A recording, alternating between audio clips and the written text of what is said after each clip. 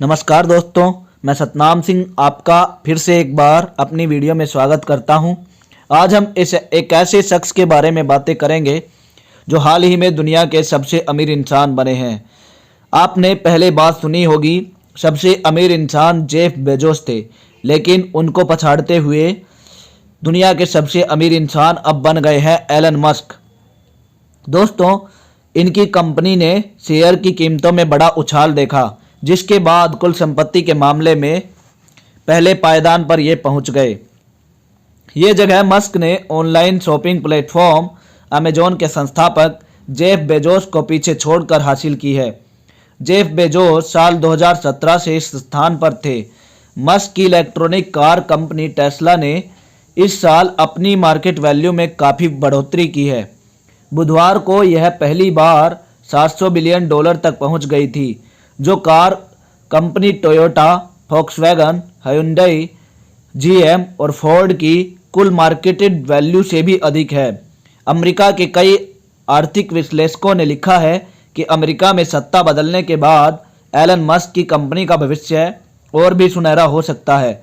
उनका मानना है कि डेमोक्रेट्स के आने से इलेक्ट्रिक कार कंपनी टेस्ला का काम और भी बढ़ेगा, क्योंकि जो बाइडेन की पार्टी ने चुनाव अभियान के दौरान ग्रीन एजेंडे को बढ़ावा देने के लगातार वायदे किए थे। आखिरकार कौन है एलन मस्क और क्या क्या करते हैं वो?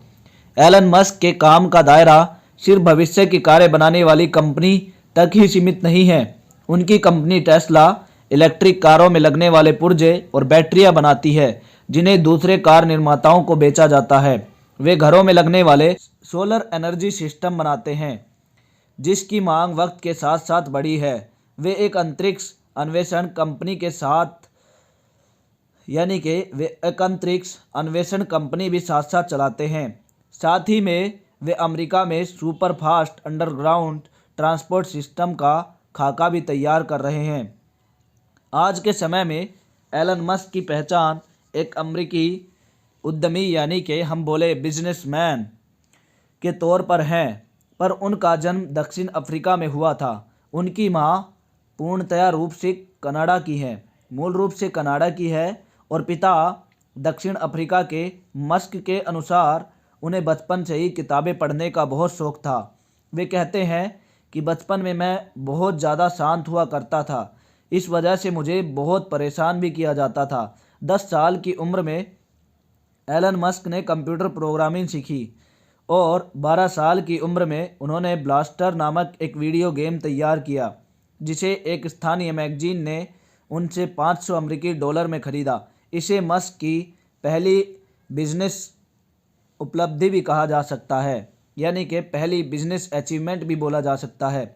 49 वर्षीय एलन मस्क के बिजनेस की शुरुआत असल में साल 1999 में हुई थी, जब उन्होंने और उनके भाई किम्बल ने अपनी सॉफ्टवेयर कंपनी जिप2 के लिए एक सफल डील तलाश की। इससे मिले पैसे को 27 वर्ष की उम्र में मस्क ने एक नई कंपनी में लगाया, जिसका नाम था X.com, और इस कंपनी का दावा था कि वो पैसा ट्रांसफ़र करने की व्यवस्था में क्रांति लाने वाली है। मस्क की इस कंपनी को आज पेपॉल के नाम से जाना जाता है। पेपॉल के बारे में आप लोगों ने सुना होगा कि किसी भी इंटरनेशनल मनी को ट्रांसफ़र करने के लिए हम पेपॉल का इस्तेमाल करते हैं। मान लीजिए आपको अमेरिका से कोई व्यक्ति पैसे भेजना चाहता है, तो वो पेपॉल के माध्यम से आसानी से आ सकते हैं, पाकिस्तान से भी, किसी भी देश से, जिसे साल 2002 में ईबे ने खरीद लिया था और इसके लिए मस्क को $165 मिलियन मिले थे। यह उनके करियर की बहुत बड़ी उपलब्धि थी। इसके बाद मस्क ने अंतरिक्ष अन्वेषण की तकनीकियों पर काम करना शुरू किया। उनके इसी प्रोग्राम को स्पेस एक्स का नाम दिया गया, जिसने कहा कि मनुष्य आने वाले वक्त में दूसरे ग्रहों पर भी रह सकेंगे। साल 2004 में एलन मस्क ने इलेक्ट्रिक कार कंपनी टेस्ला की बुनियाद रखी और उन्होंने कहा, भविष्य में सब कुछ इलेक्ट्रिक होगा, स्पेस में जाने वाले रॉकेट भी, और टेस्ला इस बदलाव को लाने के लिए अहम भूमिका निभाएगी। और आखिरकार हो भी ऐसा ही रहा है, ऐसा लग रहा है। आखिरकार मस्क की सफलता का राज क्या है? बीबीसी के संवाददाता जस्टिन रोलेट ने एलन मस्क से एक इंटरव्यू के दौरान यह प्रश्न पूछा था कि आपकी सफलता का राज क्या है, what is the secret of your success. और रोलेट को इसका जो जवाब समझ आया वो है एलन मस्क का बिजनेस के प्रति एटीट्यूड, यानी व्यापार और अपने काम को लेकर उनका एक अलग नज़रिया। कुछ साल पहले हुए इंटरव्यू में मस्क ने कहा था, मैं नहीं जानता कि मेरे पास कितनी संपत्ति है, ये इस तरह से नहीं है कि कहीं नोट के बंडल पड़े हुए हैं। इसे ऐसे देखना चाहिए कि टेस्ला, स्पेस एक्स और सोलर सिटी में मेरी हिस्सेदारी है और बाज़ार में उस हिस्सेदारी की कुछ कीमत है, पर मुझे वाकई इससे फ़र्क नहीं पड़ता क्योंकि मेरे काम करने का लक्ष्य नहीं है मेरे काम करने का लक्ष्य बहुत ही अलग है। रोलेट कहते हैं और लिखते हैं कि मस्क का यह नज़रिया शायद काम कर रहा है। उनके पास आज जितनी संपत्ति है उसमें वे चाहें तो दुनिया की कई बड़ी कार निर्माताओं कंपनियों को एक साथ खरीद सकते हैं। वे इस साल 50 साल के हो जाएंगे, पर एक दौलतमंद शख्स के तौर पर दुनिया को अलविदा कहने का उनका सपना बिल्कुल भी नहीं है। मस्क कहते हैं कि वे मंगल ग्रह पर एक बेस बनाने में अपनी पूंजी का सबसे बड़ा हिस्सा लगाना चाहते हैं और उन्हें इस बात में कोई आश्चर्य नहीं होगा अगर उन्हें इस मिशन को सफल बनाने में अपनी सारी पूंजी भी लगा दी।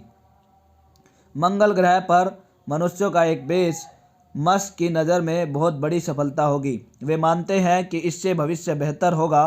स्पेस एक्स की स्थापना को लेकर भी बीबीसी से हुए इंटरव्यू में मस्क ने कहा था, मैंने कंपनी इसीलिए बनाई क्योंकि मैं इस बात से असंतुष्ट था कि अमेरिकी स्पेस एजेंसी अंतरिक्ष अन्वेषण को लेकर और महत्वाकांक्षी क्यों नहीं है।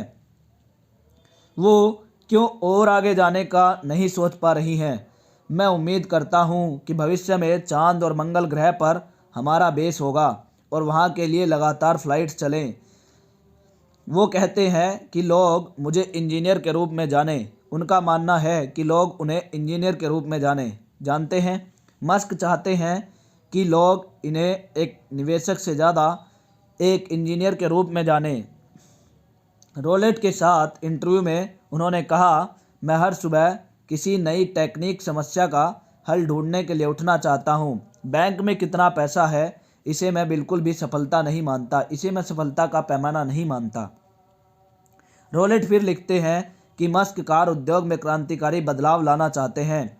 वे मंगल ग्रह पर कॉलोनी बनाना चाहते हैं, वैक्यूम टनल में चलने वाली सुपरफास्ट ट्रेनें चलाना चाहते हैं, मनुष्य के दिमाग से AI यानी आर्टिफिशियल इंटेलिजेंस को जोड़ना चाहते हैं और सौर ऊर्जा से दुनिया चलाना चाहते हैं, पूरी दुनिया। इन सब चीज़ों में एक चीज़ समान है, वो ये कि ऐसी भविष्य की कल्पनाएं आपको 1980 के दशक की शुरुआत में मिलने वाली बच्चों की पत्रिकाओं में मिलती थी, यानी कि बच्चों की बुक्स में मिलती थी।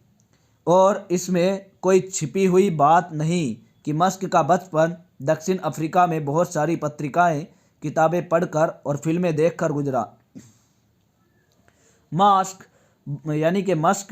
एलन मस्क बदलाव की धीमी गति में विश्वास नहीं रखते। वे जल्द से जल्द जीवाश्म ईंधनों को पीछे छोड़ देना चाहते हैं।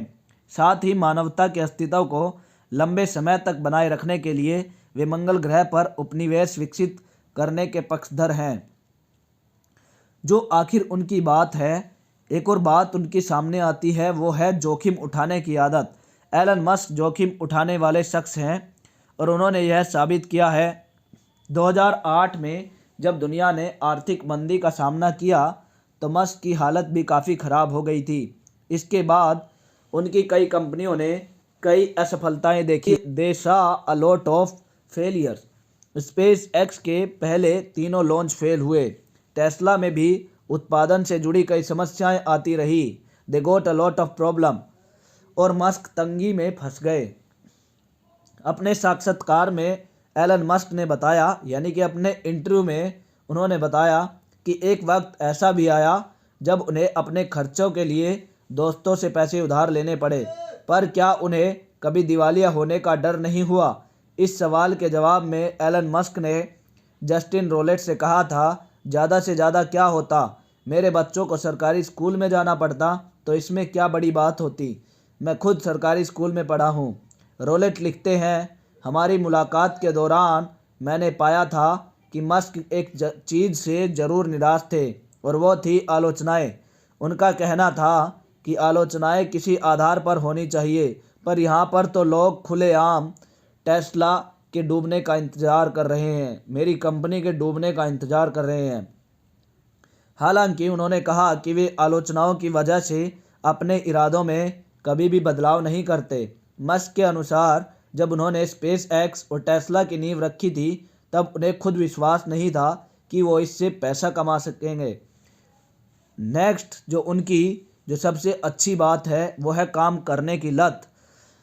एलन मस्क को करीब से जानने वाले लोग कहते हैं कि उन्हें काम करने की लत है। टेस्ला मॉडल 3 को तैयार करते समय उन्होंने कहा था कि वे हफ्ते में 120 घंटे काम करते हैं और उसमें उन्हें मज़ा आता है। कोरोना महामारी के दौरान जब सैन फ्रांसिस्को स्थित उनकी फैक्ट्री को बंद करना पड़ा तो लॉकडाउन के प्रतिबंधों के खिलाफ एलन मस्क खुलकर बोले। उन्होंने कहा, जो लोग महामारी का हुआ बना रहे हैं वो बेवकूफ़ हैं। उन्होंने घर में रहने के आदेशों को ज़बरदस्ती बताया और कहा कि कोविड लॉकडाउन संवैधानिक अधिकारों के खिलाफ है। महामारी के दौरान ही एलन मस्क के घर बेटे का जन्म हुआ था। इस मौके पर उन्होंने ट्विटर के जरिए दुनिया को बताया कि उन्होंने बेटे का नाम XAE12 रखा है। कुछ लोग मानते हैं कि एलन मस्क के मन को पढ़ा नहीं जा सकता और उनके व्यवहार का पूर्वानुमान यानी कि पहले का अनुमान मुश्किल है, लेकिन इसका उनके काम पर जरा सा भी असर नहीं दिखता।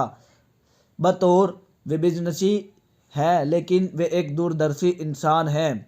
सितंबर 2020 में उन्होंने कहा कि जल्द ही उनकी कंपनी की सभी कारें सेल्फ ड्राइविंग वाली होगी। वे अगले 3 वर्षों में सस्ती इलेक्ट्रिक कारें लाने का भी इरादा रखते हैं। तो दोस्तों, कैसा लगा आपको मेरा वीडियो, यानी कि कैसी लगी आपको इस इंसान की कहानी, मुझे कमेंट में ज़रूर लिखकर बताना। और हाँ, आप अगर इससे प्रेरित हो तो कमेंट करने के साथ साथ इसको शेयर करना भी मत भूलना। और हाँ, इस प्रकार का वीडियो अगर आप हमारे चैनल पर देखना चाहते हो तो इसको सब्सक्राइब कर लीजिए ताकि मैं जल्द से जल्द वीडियो डालूं और सबसे पहले वो वीडियो आपके पास तुरंत आ जाए। दोस्तों, पूरा वीडियो देखने के लिए आपका धन्यवाद।